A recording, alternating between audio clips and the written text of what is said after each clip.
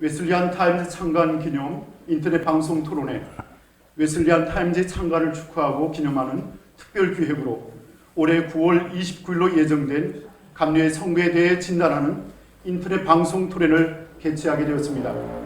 인터넷 방송으로 감리회 선거에 관해 토론하는 것은 감리회 내 언론으로서는 최초의 일입니다. 이번 토론회는 지난 1, 2차에 이어서 모두 4차례에 걸쳐서 이루어지며 올해 감독회장 및 감독 선거와 관련해 여러 가지 문제점을 찾아보고 함께 대안을 제시하는 기회를 마련했습니다.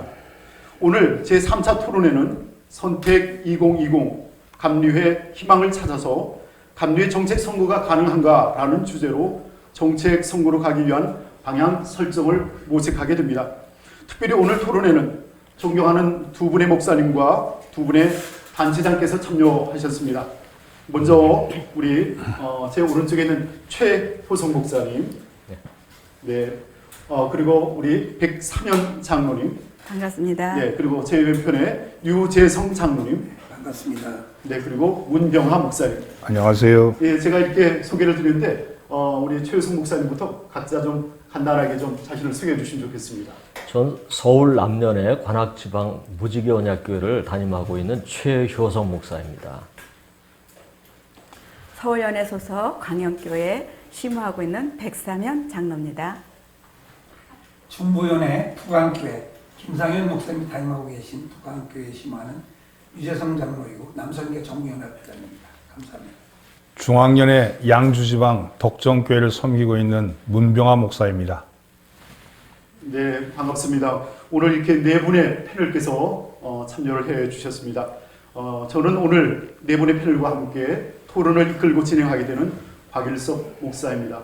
여러분 만나서 반갑습니다. 반갑습니다. 반갑습니다. 네. 토론을 본격적으로 시작하기 전에 뭐 좀 여담으로 우리 여성계 여러 가지 많은 일들을 하시는 우리 백삼현 장로님께 궁금한 게 있어서 한 가지 여쭈려고 하는데요. 우리 안식관 건축을 오래전에 시작을 하셨는데 지금 현황이 어떻게 되는지 한번 말씀을 좀 부탁드릴까 해서요. 네, 안식관은 아시다시피 일생을 하나님을 위해서 헌신하셨던 분이 은퇴하시고 오갈 데 없는 무위탁자가 되신 분들을 섬기기 위해서 여성교에서 70년 동안 계속 큰 사업으로 하고 있었습니다. 노후된 그 안식관을 재건축하는데 90억이라는 그런 비용이 들었지만은 하나님의 은혜로 빚 없이 민원 없이 사고 없이 지어졌습니다. 네, 감사합니다. 우리 여러분 박수를 해드려야 되는 거 아닌가요? 감사합니다. 네, 그렇습니다. 오늘 이 토론회가 이제 시작될 텐데요.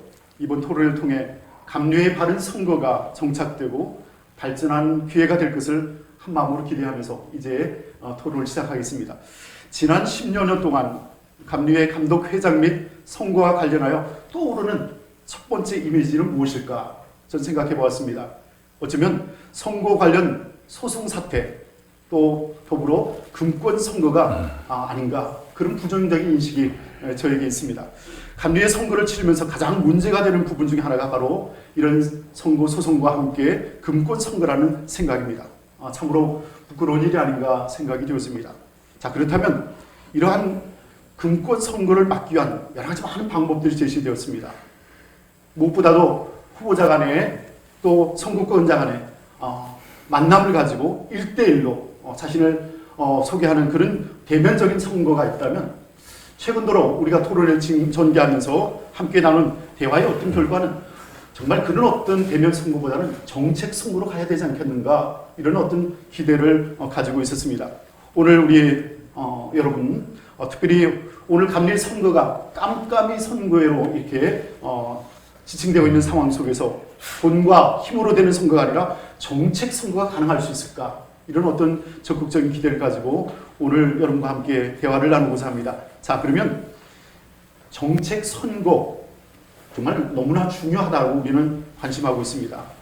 자, 여러분 패널들의 입장에서 그렇다면 정책 선거가 과연 어떤 가치를 가지고 있고 어떤 의의가 있는가 이런 어떤 가치에 대한 의미를 함께 생각을 해보려 합니다. 자, 첫 번째 두 가지 질문 제가 연속적으로 드릴 텐데 이쪽에서 한번 말씀하시고 이쪽에서 한번 말씀하시고 이렇게 해야 될 것 같아요.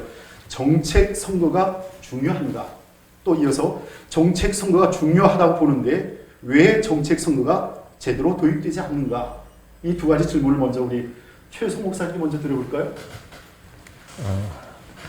민주주의의 꽃이 선거라고 하죠. 그리고 선거는 정책과 밀접하게 연관될 수밖에 없는 겁니다. 우리가 사람을 뽑지만 사실은 그 사람을 뽑는 게 아니라 그 사람이 대표하고 있는 정책을 선택하는 것이라고 할 수가 있습니다. 그런데 문제는 정책 없이 나왔다고 하는 후보는 아마 아무도 없을 겁니다. 우리가 지금 금권 선거를 비난하지만 지금까지도 다 나름대로는 정책을 가지고 나왔고 정책을 말한다고 하고 있어요. 하지만 문제는 뭐냐 하면 그 정책이 실종돼 보인다고 하는 겁니다.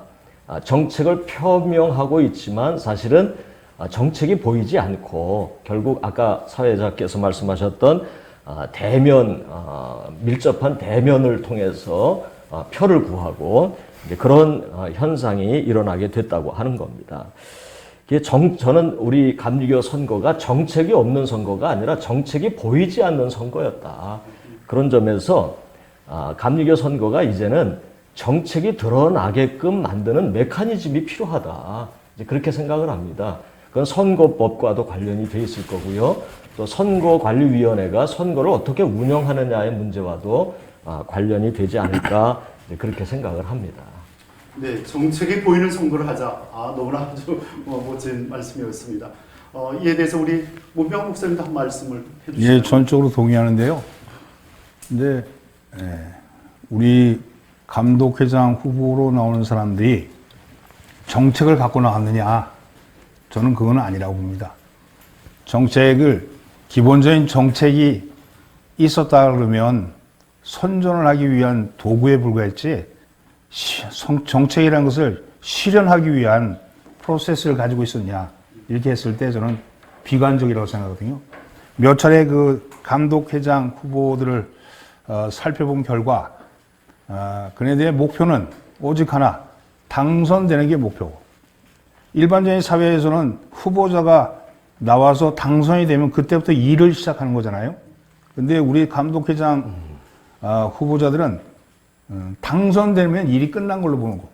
그다음부터 누리려고 드는 거지, 그다음 무슨 정책을 만들어서 그 정책을 피거나 이러지는 않는다는 거죠. 정책의 정의라는 게 목표의 실현 혹은 문제 해결을 위한 바람직한 행동 방식이나 혹은 수단, 이것이 정책이라고 하는데, 그런 정책이 있었던가 과연? 저는 없었다고 생각합니다.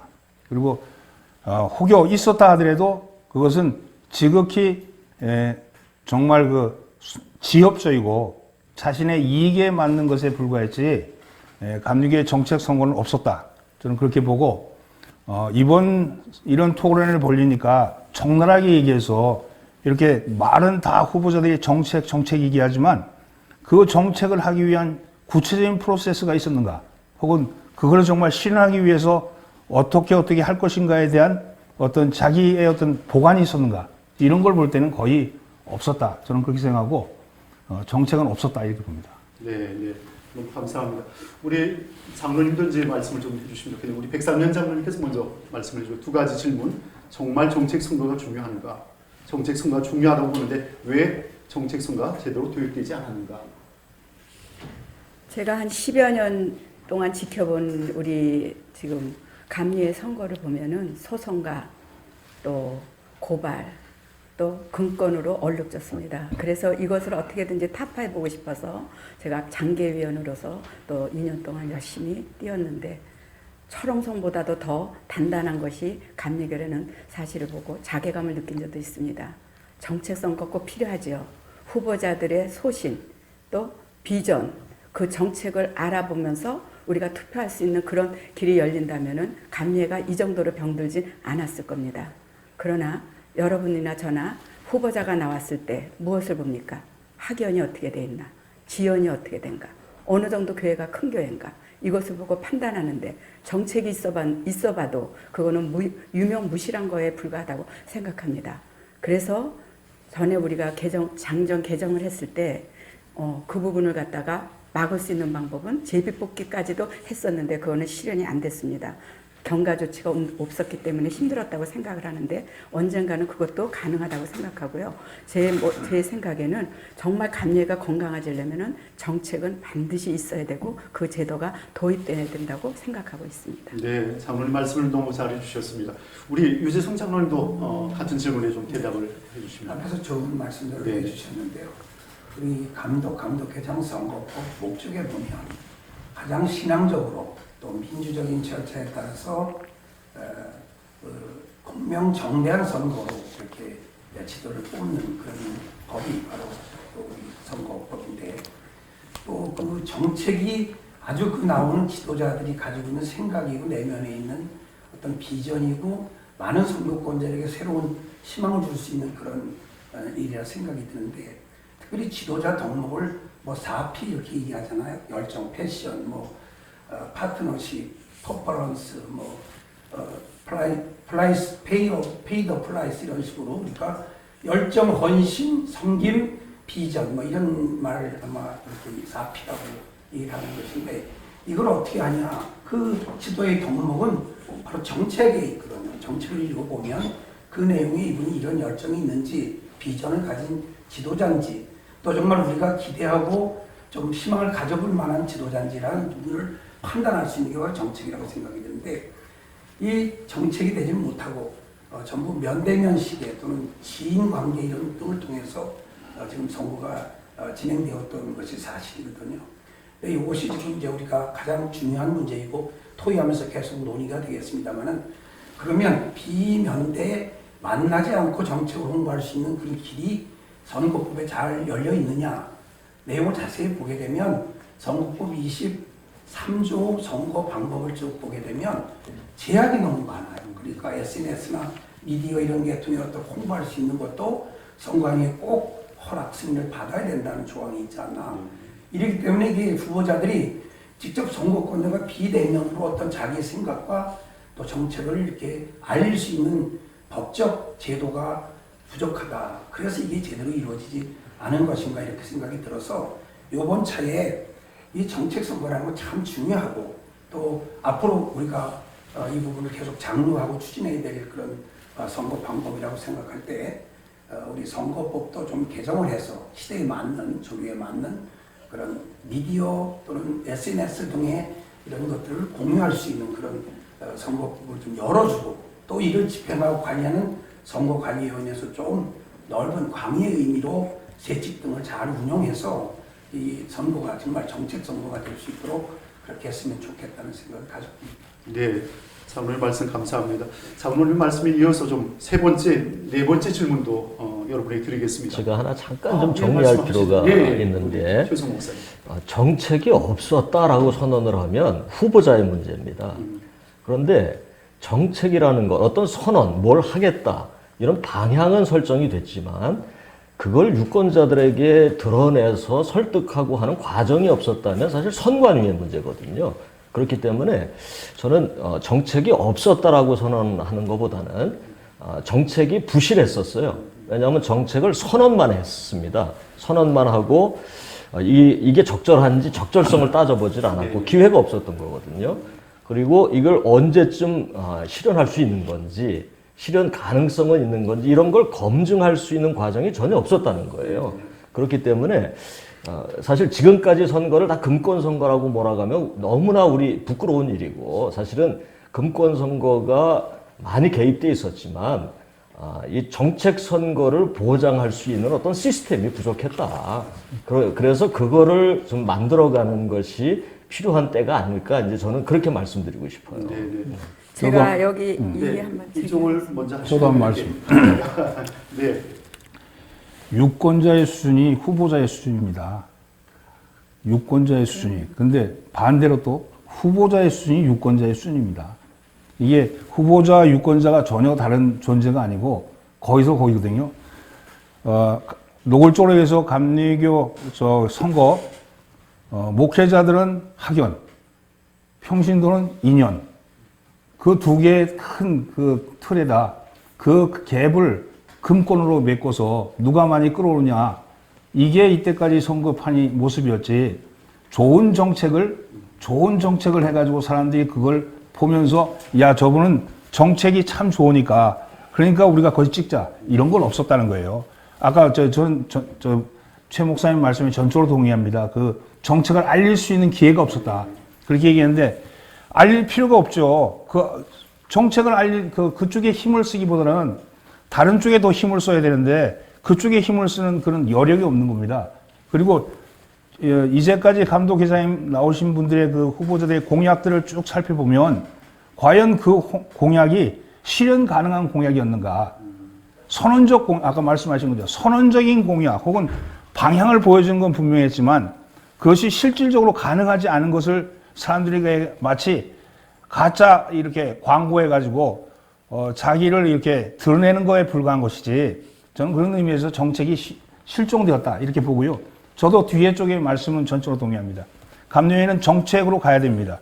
그리고 그 정책으로 가는 방법에 대해서 저는 이 자리에서 그런 좋은 의견이 나왔으면 좋겠다고 생각합니다.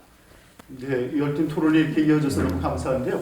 우리 장로님 또 우리 유승 장로님도 말씀을 하시면서 이 질문은 넘어가도록 하겠습니다. 예, 대답을. 예, 저는 그 금권 선거가 그렇게 많지 않았다고 미화해서 말씀하시는 거는 전적으로 동의할 수 없습니다. 왜냐하면은 저 자신도 그 금권 선거의 어떤 부분을 보아왔고 거기에 대해서 굉장히 회의를 느낀 적이 많기 때문입니다. 왜냐하면 뭐하든 후보자들이 나왔을 때 우리 모든 유권자들은 길들여져 있어요. 어떻게 길들여져는 그분이 와서 식사 한번 대접한다니까 그럼 한번 하면서 거기다 조금만 더 선물도 이런 것까지도 기대하는 그런 모습을 많이 봐왔다고 저는 생각합니다.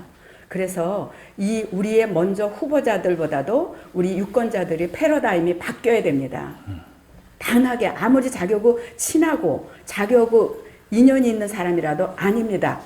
이렇게 말할 수 있어야 되는데 그걸 못하고 있기 때문에 이런 식으로 이렇게 금권 선거를 젖었다고 생각을 하고요. 금권 선거를 없애는 방법은 다른 게 없습니다. 제가 늘 생각했던 대로 지금 많은 사람들을 제가 목사님들을 만나면은 정말 좋은 목사님 많아요. 제가 목사님한테 얘기해요. 목사님 같으신 분이 좀 나오셔서 이 병 들어있는 감리회 좀 개혁을 시켜달라. 그럴 때 목사님 뭐라고 말씀하시는지 아십니까? 나는 그 자리에 갈 그럴 용기가 안 난대. 왜? 선거에 들어가면은 금권이 되고 거기에 대한 또 학연이 있기 때문에 안 된다고도 얘기하십니다. 그래서 그분들이 나올 수 있는 그런 공간도 만들어 드려서 그분들이 이 감독이나 감독회장으로 나올 수 있게끔 그런 것도 이렇게 바뀌어야 된다고 생각을 하고요. 그리고 그 사람들이 어떤 정책을 갖고 나오느냐에 따라서 학연으로 뽑는 것이 아니라 그 정책을 보면서 유권자들이 투표할 수 있는 그런 장을 마련해 줘야 감리회가 건강하게 이렇게 살아난다고 저는 생각하고 있습니다. 네, 감사합니다. 우리 유재선 장로님 네, 말씀 아까 우리 좀 신 목사님 말씀에 많이 동의가 가는데요. 이 선거법에서 또는 제칙에서 이게 열어주지 않으면 우리가 말하는 거 탁상공론뿐이 안 되니까 그 아이디어는 좋고 생각은 신선하지만 실제 필드에서 접목하는 문제가 현재 법과 제칙 또 피선거권자 간 후보자와 선거권자의 관계에서 이게 아무리 좋은 시스템 아무리 좋은 아이디어를 가졌더라도 소통이 되고 호환이 되지 않고 법적으로 적법하지 않다면 그건 이론에 불과한 것뿐이거든요. 현재 우리 선거제도 보게 되면 선거에 20일 전에 등록을 하게 돼 있어요. 올해 예를 들자면 8월 8일, 9일인가로 제가 기억이 되는데 20일 후 29일 선거니까 그 등록 이후가 돼야 정상적인 후보자의 자격을 갖추게 되는 겁니다. 그전에는 자연인입니다. 똑같이. 그래서 실질적으로 선거법에 보면 2년 전부터 선거법에 적용하게 되어 있기 때문에 그 선거운동의 금지사항에 대해서는 2년 전부터 소급되게 되어 있습니다. 이번에 바뀌었죠. 네. 2년 그렇게 됐잖아요. 그러면 그 자연인이 어떻게 운동을 하며 그분들에 대한 부분이 후보가 될지 안 될지도 모르는 상황에서 지금 법이 이렇게 되어 있기 때문에 제가 생각하는 아까 최 목사님 말씀과 좀 더 구체적으로 얘기를 하면 등록 제도를 서해 우리 일반 그 예비 후보라고 하는 경선 제도 뭐 당내 공천전에 하는 그런 시스템이 있잖아요. 우리도 미리 예비 어떤 후보자로서의 등록을 받아서 그분으로 하여금 법에 맞고 저촉되지 않는 방향으로 운동을 하게 한다든가 어떤 그런 길을 좀 터줘야 되고 또 지금 보게 되면 등록 이후에 10분짜리 그 SNS나 그런 것들을 정보로 미디어를 통해서 할 수 있도록 되어 있어요. 또 선관위 꼭 심의 필요한 것이고 또 문자 보내는 횟수까지도 선관위에서 지금 제재를 하고 있고 제가 지금 있는 중부위원회 같으면 문자도 못 보내고 있어요. 지금 보내지 말라고 그래서. 그럼 무슨 정책을 아무리 좋은 거 가지고 있으면 그럼 어떻게 선거권자에게 필요할 거며 어떻게 그들이 아닐 거냐는 문제가 있지 않습니까?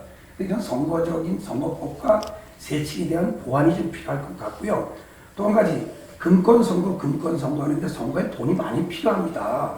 그거는 실제로 선거를 관여하고 또 실제 선거를 보고 직접 뵀던 우리들이기 때문에 그걸 아니라고 하는 것도 잘못됐습니다. 단 그 금권이라는 게 매권이 되면 안 되는 겁니다. 매표행위가 되면 안 되는 것이고 당장 그렇죠. 후보자가 어디 장거리 유세를 가는데 그 기사가 필요하면 기사가 운전해 갔어요. 그건 담임 목사가 아니고 자기 고용인이 아닌 이상 누가 좀 사람이 줘야 될 거 아니에요. 지금 사회법에서는 일정 금액이 정해져 있지 않습니까? 그 할 수 있는 그런 부분들이 제도화하고 또 선거 총괄 비용을 총 어마운트 금액을 아주 정해서 그 한도를 넘지 않는 어떤 법을 만들든지 해서 그게 공개적으로 오픈된 돈을 재정을 운영하도록 다시 말하면 매권을 한다거나 돈으로 표를 사는 행위 이런 것들이 아니고 뭐 식사를 한다거나 또 자기 가지고 있는 생각을 선거권자에게 피력하고 얘기하려면 어떤 식사나 어떤 모임이 또 필요할까. 근데 사모임을 일찍 못하게 되겠어요 법에는. 그러면 이게 안 맞는 얘기 아닙니까? 어떻게 좋은 아이디어 가지고 있는 그 후보자가 가지고 있는 정책을 선거권자가 알려야 되는데 이걸 어떻게 하겠다는 말입니까? 지금 법적인 괴리가 있고 이런 부분을 수정 보완해야 일단 바른 정책 선거가 될 수 있다고 저는 보고요. 또 금권선거 자체가 교단의 이미지 시추와 우리 스스로 자꾸 이상하게 그런 나쁜 이미지를 갖게 됩니다. 선거에 돈이 들어갈 수밖에 없다고 저는 봅니다.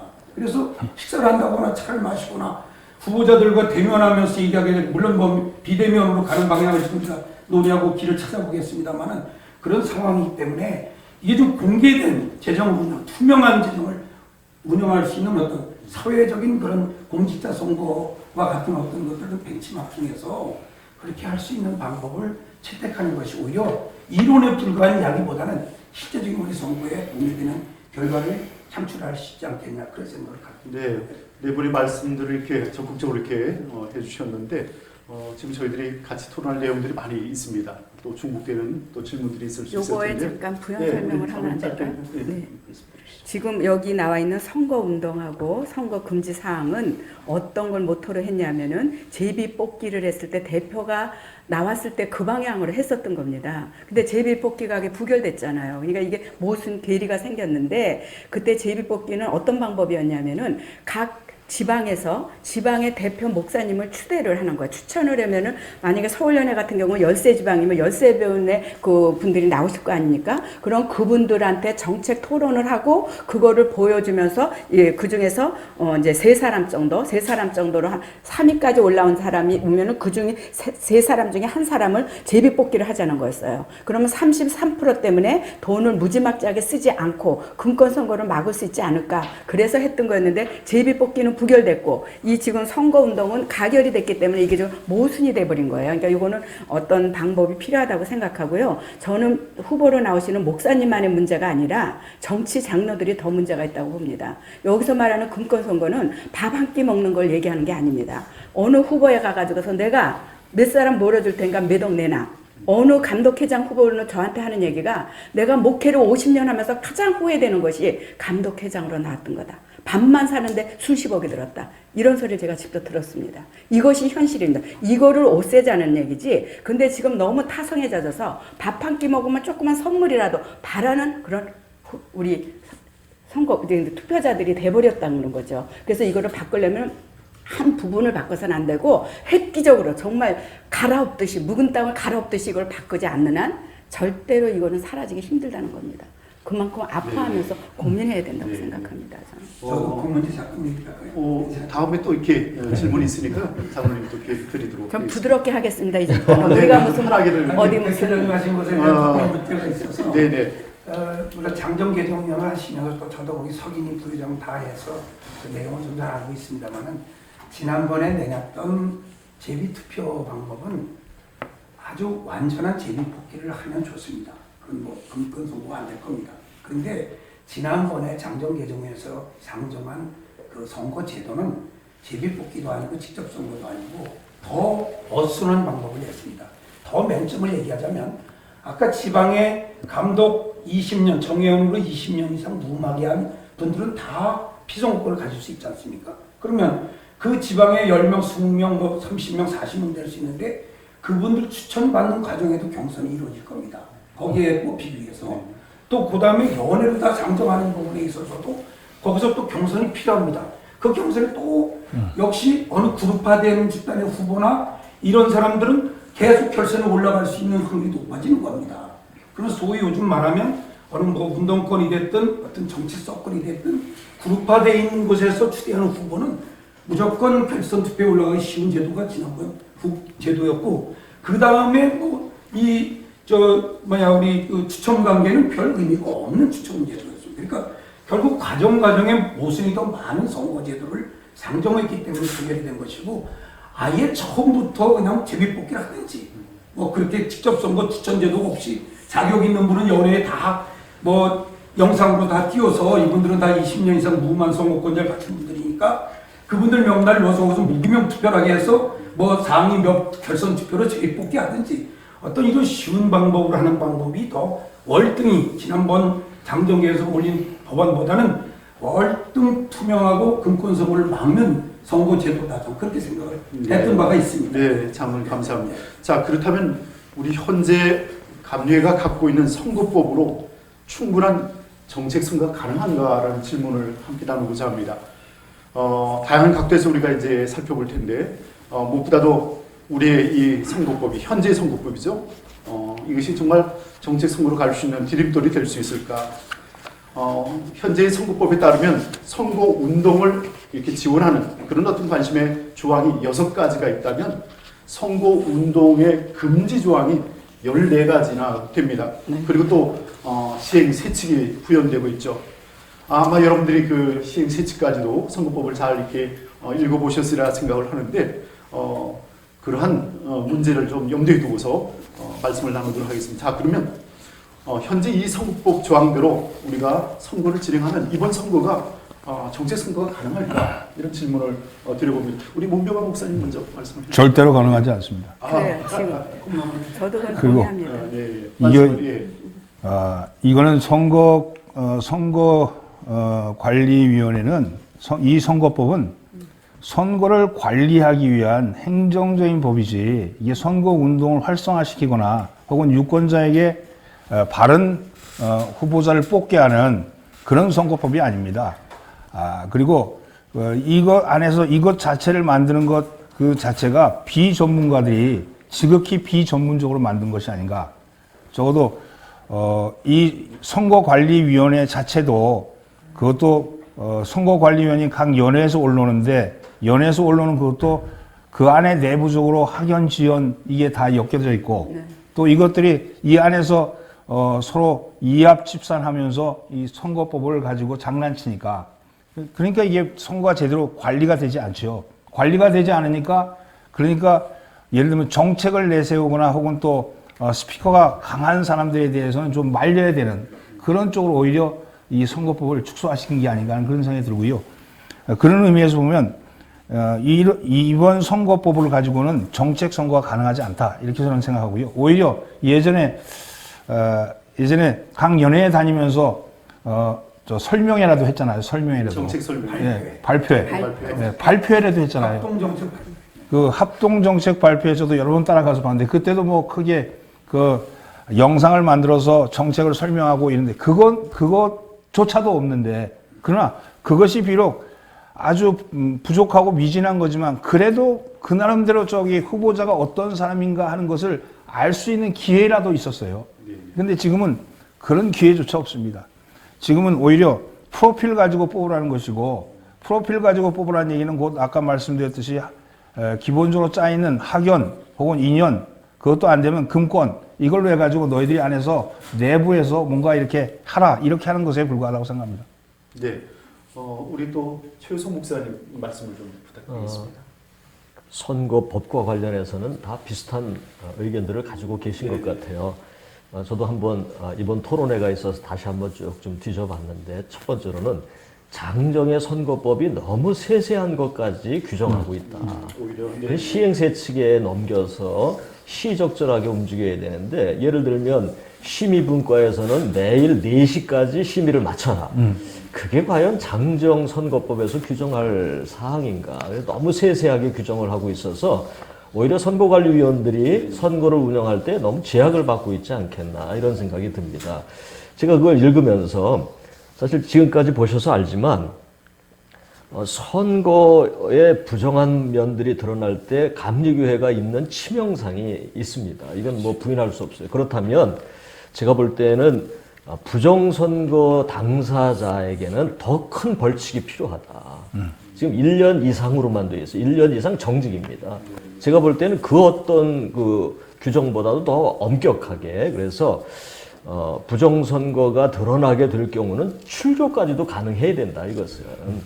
그렇게 법은 엄격하게 벌칙은 높이고, 또 아까 계속해서 얘기들 하시는 건데 자기 정책을 홍보할 수 있는 기회는 넓혀줘야 된다고 보는 겁니다. 지금 공보 책자라고 나오는데 그 책자는 사실은 뭘 비교를 하라는 건지 앉아가지고 재미있게 그 교회 형편만 보고 있는 거예요. 정책이 눈에 들어오지도 않고 자기 개성이 전혀 살아나지도 않고 그런 상태거든요. 그래서 자기 정책을 홍보할 수 있는 다양한 그 채널을 열어주고, 그리고 또 한 가지는 토론이 필요합니다. 매니페스토 그 정책 선거라고 하는데, 그저 멋진 정책을 제안하는 걸로 그치면 아무 의미가 없는 거고요. 그걸 검증해야 되거든요.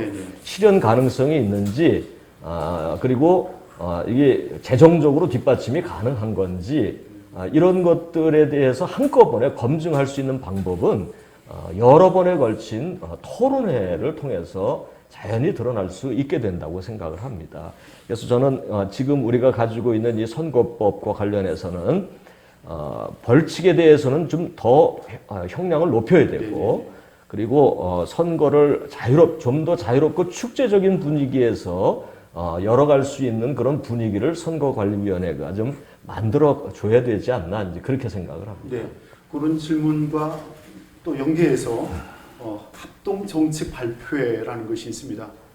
그리고 뭐 정책 발표라고도 할 수 있을 텐데, 그러나 토론회가 아니죠. 네.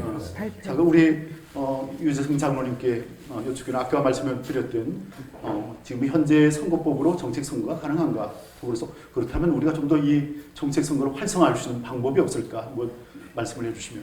그 대부분의 우리 패널 목사님들이나 대부분이 저도 공감은 합니다. 현 선거법이나 선거관리세 측에 따라서 정책 선거는 사실 어렵다고 봅니다. 저도 전체적인 면에서는 맥락에 동의합니다. 그런데 그래도 가능성 우리가 찾아야 하는 그런 토이기 때문에 우리 선거법이나 선거관리세 측을 잘 효율적으로 운영한다면 그래도 정책 선거로 나아갈 수 있는 어떤 시발점을 만드는 선거가 될 수 있다고 저는 한번 좀 얘기를 해보고 싶습니다. 왜냐하면 문 목사님 정책 토론의 정책 발표죠. 합동 정책 발표가 법이 개정이 돼서 지금 선거법에는 이회를 할 수 있게 됐어요. 선거관리위원회 이회를 할 수 있고, 또 연회, 지방, 또 평신도 단체에서 주관하는, 교육자 모임에서 주관하는 그런 발표를 할 수 있도록 길을 열어놨어요. 선거운동 9항인가요? 8항인가 있어요. 그래서 그 내용을 잘 선용하면 선거관리위원회에서 그걸 승인을 해줘야 되는 절차가 필요한데, 또 SNS도 등록한 7분짜리 하나만이 아니고 계속 올릴 수도 있고, 또 내리는 자기소개나 정책을 계속 문자로 SNS를 통해서 각 선거구에 보낼 수 있는 길을 열어놨는데 횟수를 정하게 돼 있어요. 이것도 좀 넓게 아까 말씀드린 대로 여러 번 할 수 있도록 열어주고, 이런 현 법규상 원칙에서 위법되지 않는 상황으로 좀 더 넓게 또 광의적인 그런 규칙과 세칙을 이렇게 잘 해석하면서 운영을 하면 그래도 이런 상황에서 정책 선거로 그래도 갈 수 있는 발판을 마련할 수 있는 그런 이번 선거가 되지 않을까라는 생각이 들고요. 여러분이 말씀을 드렸지만 후보자의 그 여러 가지 자격이나 자질도 향상이 되고 좋아야 되지만 선거권자도 똑같이 상승이 돼야 이게 맞아떨어져야 된다고 저는 봅니다. 그런데 아무리 후보자가 좋은 후보자가 나와도 이 선거권자들이 이걸 한마디로 쉽게 아까 금권선거 같은 경우도 돈 쓰는 건 돈 쓰더라도 난 다른 사람 좋은 사람 찍으면 다음부터 안 써지게 될까요? 그게 쉽지 그런 상황이 않습니다. 안 되기 때문에 지금 인지상정입니다. 자질이 못 따라 올라간다는 얘기예요.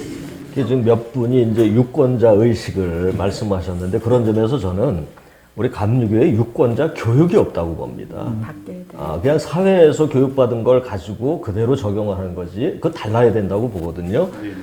교회 안에 유권자들은 어떤 신앙과 어떤 자세를 품고 있어야 된다는 교육이 전혀 없어요. 그래서 저는 준회원 교육 같은데, 목회자들은 준회원 교육 같은데 정말 그 유권자 교육을 반드시 실시해야 된다고 생각을 하고요. 그 다음에 감독제라고 하지만 사실 감독이 어떤 자리인지 잘 몰라요. 목회자들조차도. 그리고 실제로 교육을 제대로 받아본 적도 없습니다. 저 같은 경우도.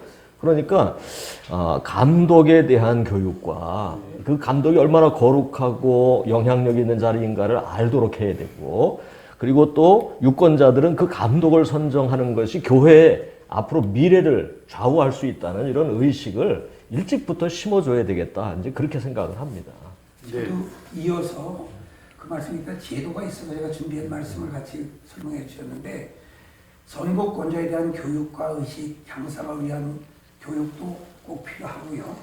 더 중요한 것이 피선거권자인 후보자들의 교육입니다. 특별히 당선된 감독회장에 대한 교육도, 직무교육도 꼭 필요하다고 저는 보입니다. 그래서 제가 장정개정위원으로 서기로 할 때 직무교육을 강화해서 주로 9월 말에 당선자가 나오면 10월달 한 달이 뭐 인수인계달이라고 말할 수 있고 11월 1일부터 임기 시작되기 때문에 10월 한 달간의 4주 정도의 직무교육을 때 당선자들을 위한 직무교육이 필요합니다. 왜냐하면 목사님들이 필드에서 목회만 하시기 때문에 행정이나 이런 그 맞아. 연회나 본부의 그 행정 내용을 모르고 들으십니다. 그 두면 밑에 참모들이 제대로 전문화된 총무들이나 참모들이 있어서 잘 보필을 하면 문제가 없는데, 그걸 자기 어떤 이해관계라든가 어떤 개인의 어떤 이득적인 측면에서 잘못 서포트하고 잘못 보필하면 이게 잘못 판단하는 경우가 많이 생기는 겁니다. 특별히 감리교회가 그래서 많은 정책의 실패와 또 실효를 거두지 못하는 경우들을 봐왔습니다. 그래서 그 당선자, 감독 또는 감독회장님에 대한 직무교육을 아주 강화해서 한 달간 뭐 합니까? 10월달 한 달간. 그 한 달간 동안에 직무교육을 제대로 된 그런 그 교재를 만들어서 연회 행정 절차가 어떻고, 인사관리는 어떻고, 재무관리는 어떻게 해야 되고, 또 총회는 어떻게 되고, 이런 부분들에 대한 각 국의 보고도 받으면서 또 각 위원회 선교, 교육, 사회평신 분과위원회 보고도 받으면서 업무를 숙지하고 그 직무를 수행하면 조금이라도 실수나 차질을 빚지 않게 되지 않겠냐, 이런 부분을 입법하고 지도하는 게 있습니다. 제가 이 부분에 대해서 말씀을 또 해주시죠. 제가 지금 장정 의원으로 있었던 사람으로서 아까 요거 계리가 있다는 거는 말씀드렸잖아요. 근데 우리가 장정위원회에 들어가서 제가 하는 거는 대면을 하지 않고, 대면하지 않고 돈 안 쓰는 선거를 어떻게 할 수 있는가를 제일 많이 고민했어요. 왜냐면은 아까 이 사람한테 밥을 먹고 저 사람을 찍으면 된다는 말씀을 하셨는데, 인간은 인지상정입니다. 어떤 A라는 후보가 와서 자기 정책을 설명을 쭉 했어요. 커피 한 잔 마시면서 나 부탁합니다 이러고 갔습니다. B라는 사람은 와서 나 지금 바쁘니까 얘기할 건 없는데 요번에 나눈 거 아시죠? 하면서 흰 봉투 하나를 딱 놓고 갔어요. 어느 분으로 마음이 움직이겠습니까? 그래서 비대면으로 원했던 거로 이렇게 했었던 거고요. 전에는 1년 동안은 마음대로 만나고 돈을 써도 되고 그 연도에만 못 쓰게 되는 제도였지 않습니까? 그러나 우리가 한 거는 2년 동안 아무것도 할 수 없게끔 했고, 여기 어떤 분이 그런 얘기를 해요. 어떻게 후보한테 무슨 광고도 해도 되고 조화나 한을 보낼 수 있게끔 이거를 바꿔놨느냐 하는 것은, 제비 뽑기를 할 때 A라는 어느 목사님은 감독으로 나올 마음이 전혀 없었어요. 왜냐면 여기서 돈 쓰고 이러는 게 싫기 때문에. 근데 그 지방에서 봤을 때 이분이 감독을 나오면 굉장히 클리어하게 잘할 것 같아서 그분을 추대했어요. 이분은 나올 마음이 없었기 때문에 화환도 보냈고 어디에 축의금도 보냈는데 그것이 걸리면 안 되기 때문에 그런 거는 우리가 허용하자는 거를 얘기를 했었던 거였거든요. 그래서 지금 우리 요거 있는 것은 조금 모순이 있지만 지금이라도 단 몇 번이라도 정책을 발표해가지고 우리 유권자들의 마음을 움직일 수 있는 기회는 있어요. 그러나 지금의 그 유권자들은 이미 어느 감독님에 의해서 어느 목사님에 의해서 누군가가 정해져 가고 있는 왜 정책이 필요 없어요. 그런데 우리 감리회는 너무나도 불행하게도 상계의 신학대학으로 동아줄처럼 묶여 있습니다. 조금도 A라는 신학대학에 나온 사람이 아무리 후보가 좋아도 내가 B 신학이면 이 사람 지지 안 하지 않습니까? 이거서부터 이 문제서부터가 해결이 돼야지 진짜 훌륭한 사람이 나올 수 있는 거고요. 일단은 감독에 대해서 교육도 중요하지만 감독이 되기 전에 여기서부터 자유롭게 돈 안 쓰고 열심히 정말 소신껏 해서 감독이 되면 남은 눈치 안 봐요. 그러나 뭔가가 끌려 있으면 그 사람하고 계속 끌려갈 수 있기 때문에 소신껏 감독 역할을 할 수가 없습니다. 그래서 근본적인 것부터 개선이 돼야 된다고 저는 예, 생각합니다. 그 제가 한 말씀 드릴게요. 우병환 목사님. 이건 뭐 그 여기서 정책을 어떻게 정책 선거를 할 것인가 혹은 정책 선거를 해야 된다 이런 당위성을 아무리 얘기해도 소용없어요. 소용없어요. 네, 지금은 안 돼요. 선관위가 각성해야 됩니다.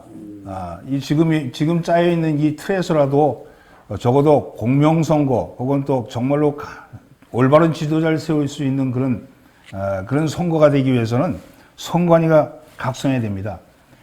최근에 일어난 불행한 사태들은 지도자들이 성인지 감수성이 없어가지고 남들에게는 성인지 감수성을 계속 가르치고 교육하고 이렇게 얘기하면서 자기는 그런 것에 전혀 미비한 사람들, 이것 때문에 문제가 많이 발생하지 않았습니까? 우리 지도자들도 그렇습니다. 본인이 장정 인지 감수성이 없는 거예요. 저는 정책 별거 없다고 생각합니다. 교리와 장정만 제대로 지키면 그게 바른 정책이다. 저는 그렇게 생각하고요.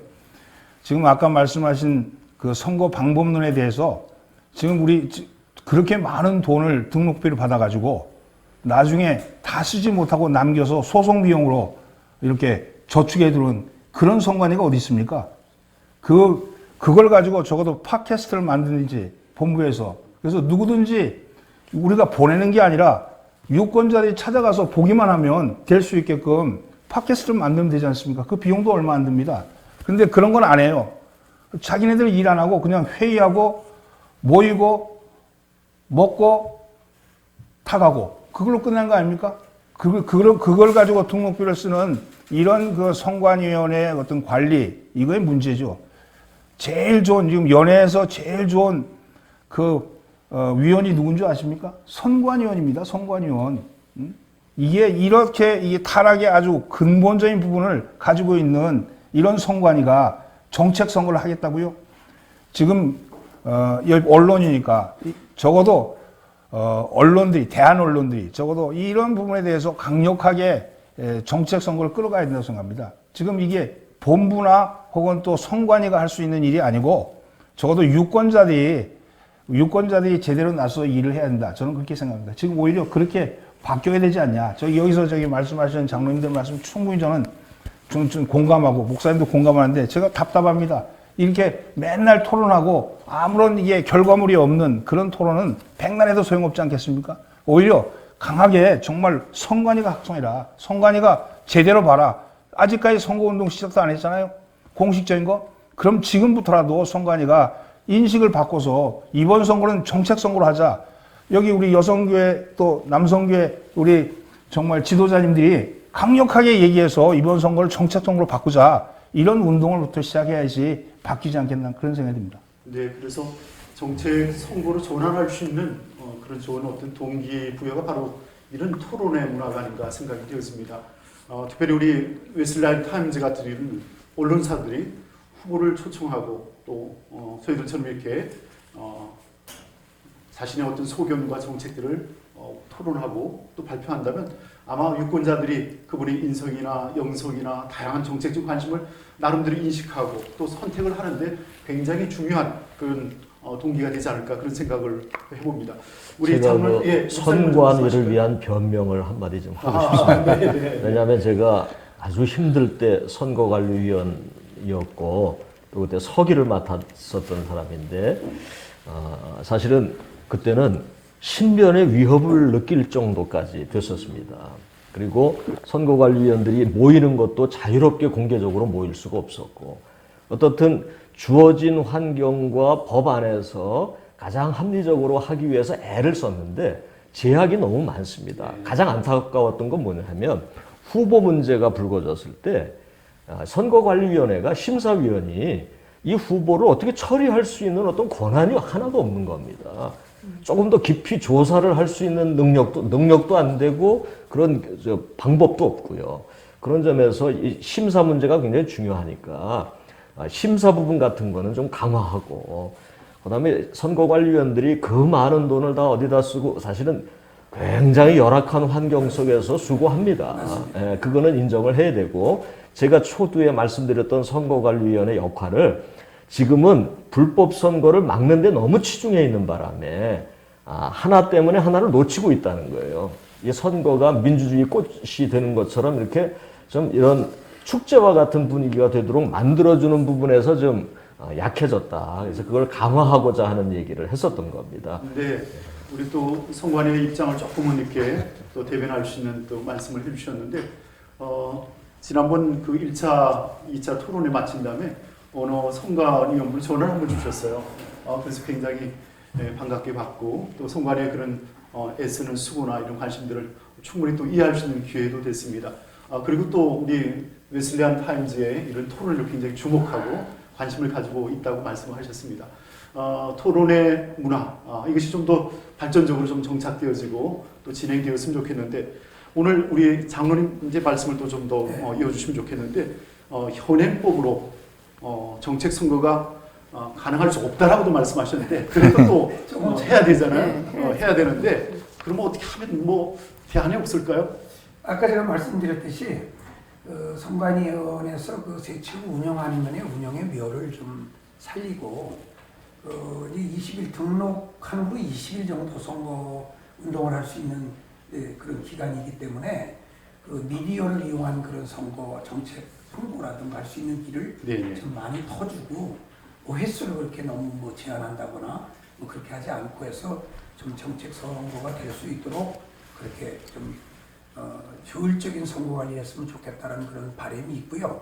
아까 우리 최 목사님이 저도 선거하기 제일 어려울 때 했거든요. 27자 우리 감독의 첫 문제가 시작된 차수에 제가 선관위했고, 첫 번 발언이 우리가 사명을 가지고 잘해야 감리교회가 온전히 갈 수 있지, 여기 잘못되면 반쪽 갈라질 수도 있고 큰 문제가 생깁니다. 제가 첫 발언을 그 발언을 했는데 뭐 아주 젊은 장로로 왔었습니다만 그런 상황이 있어요. 그리고 그때 그런 경험을 가지고 제가 장정 개정을 할 당시에 되게 영적 지도자 우리의 저 행정 수반을 뽑는데 이렇게 무슨 반장 투표하듯이 세상 단체장 이걸 뽑듯이 이렇게 하냐.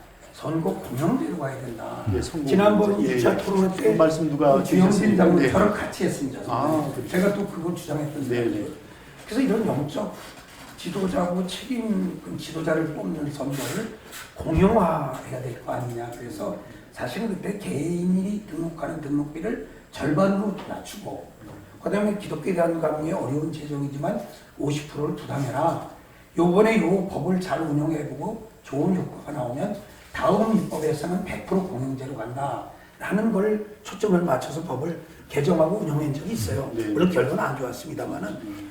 그러다 보니까 그런 상황이 공영제로 가서 아까 뭐 금권 선거 등 계속 그 일이 화두가 되는데, 그 재정적인 한도를 정해주면 뭐 이미 공영제가 되면 다 기독교에 대한 감리의 재원을 이용하는 것이기 때문에 뭐 돈이 없는 어려운 게 비전교회, 뭐 비전교회는 아니겠습니다만 어쨌든 조그만 교회 목회자도 출마할 수 있는 것이고요. 다 그게 열린 길이 되지 않습니까?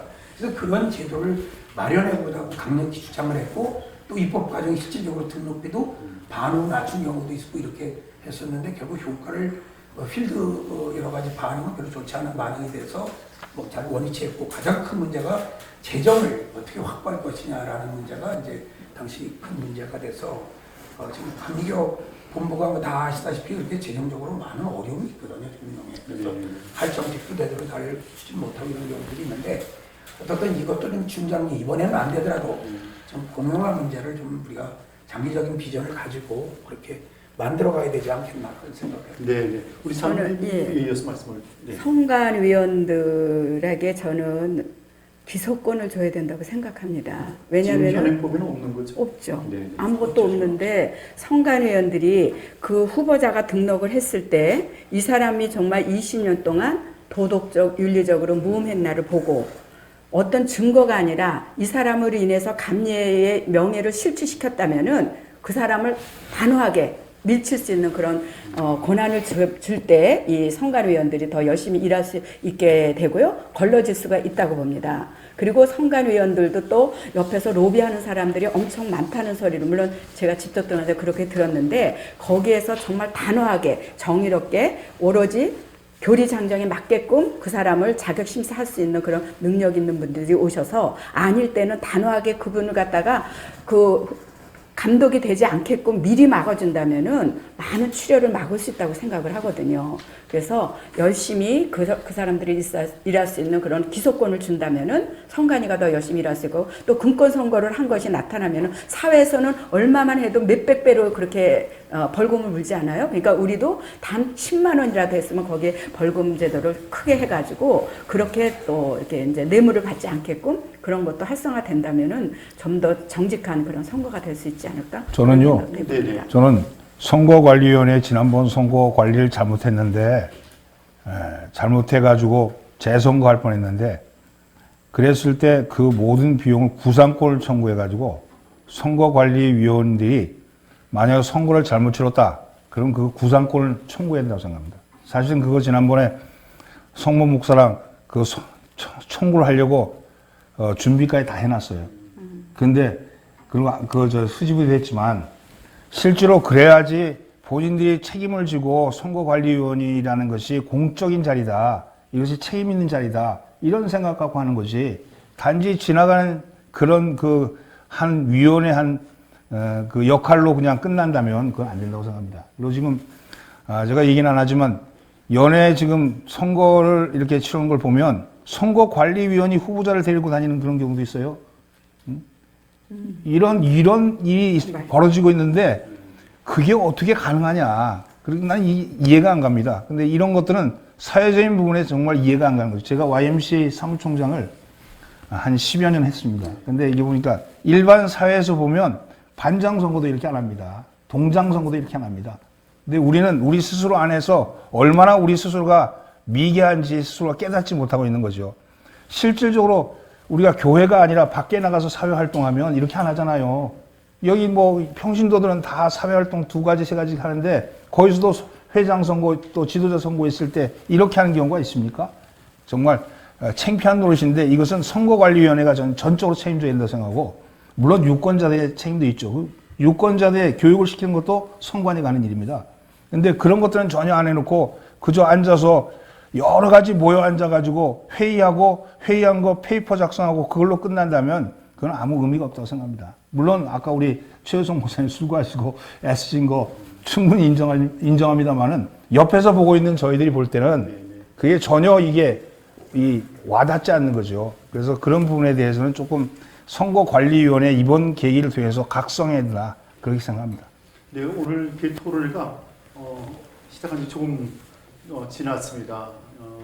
여러분 각각의 마음에 있는 말씀들을 아주 솔직하게 또 적극적으로 이렇게 표현들을 해주셨는데 조금 이렇게 쉬었다가 이어서 또 2부를 진행하도록 그렇게 하겠습니다. 오늘 토론에 이렇게 참여해 주시고 또 함께 해 주셔서 감사합니다. 고맙습니다. 네.